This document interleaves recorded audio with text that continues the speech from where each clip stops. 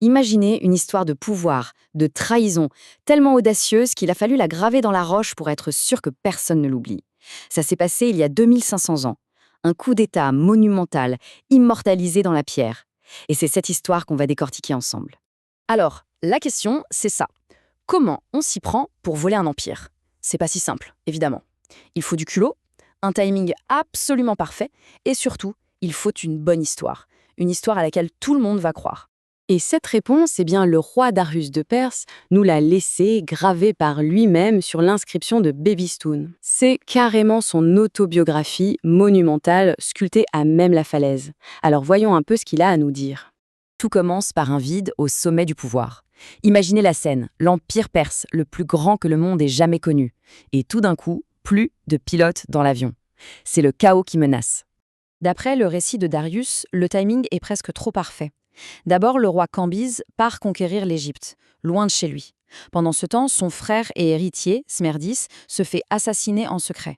Et puis, comme par hasard, alors qu'il rentre, Cambyse lui-même meurt dans des circonstances, disons, vraiment suspectes. Le trône est vide, l'empire est à prendre. Et dans ce vide, un homme va sortir de l'ombre.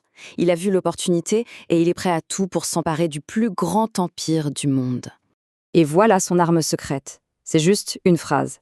Il se présente devant tout le monde et déclare « Je suis Smerdis, le fils de Cyrus, le frère du roi, l'héritier légitime que tout le monde croyait bien vivant, serait donc de retour. » Et là, l'incroyable se produit. Ça marche. Tout le monde y croit. Le peuple, l'armée, les nobles, tout l'empire l'accepte comme son nouveau roi. Le pouvoir change de main, comme ça, sur une simple affirmation. C'est assez stupéfiant quand on y pense. Mais attention! D'après Darius, ce n'était pas du tout le vrai Smerdis. Non, c'était un imposteur, un prêtre du nom de Gaumata, qui profitait simplement du fait que le véritable héritier avait été tué en secret. La tromperie était absolue, parfaite. Et le plan de Gaumata a marché à la perfection. Darius insiste bien là-dessus dans son inscription, une sorte de peur s'est installée dans l'Empire. Personne, mais vraiment personne, n'a osé le contredire. On aurait dit que c'était plié, que le trône était à lui pour de bon. Et c'est là qu'arrive notre narrateur, Darius. Attention, il ne se voit pas du tout comme un simple rebelle ou un usurpateur. Non, non. Pour lui, c'est un sauveur, un homme avec une mission. Alors ça, c'est le point clé de toute son histoire. Darius justifie son propre coup d'État en disant que c'est une mission divine. Ce n'est pas lui, ce n'est pas son ambition personnelle, non, c'est son Dieu, Ahura Mazda, qui lui aurait ordonné d'agir pour rétablir la vérité. Et son action est rapide, presque chirurgicale. Il monte une petite équipe, des hommes de confiance, il infiltre la forteresse où se cache l'imposteur, il le tue, lui et ses complices, et il prend la couronne. Et voilà, selon lui, la justice divine est rendue. Mais bien sûr, prendre le trône, c'est une chose. Le garder, c'en est une autre. Parce que l'Empire, complètement déstabilisé, s'enflamme de tous les côtés. Sa première année de règne est un véritable enfer. Des soulèvements éclatent partout. Et pour Darius, tous ces chefs rebelles ont un point en commun. Ils incarnent ce qu'il appelle le mensonge, avec un grand M. Ok, premier acte. La Susiane. Un certain Atrinus se proclame roi.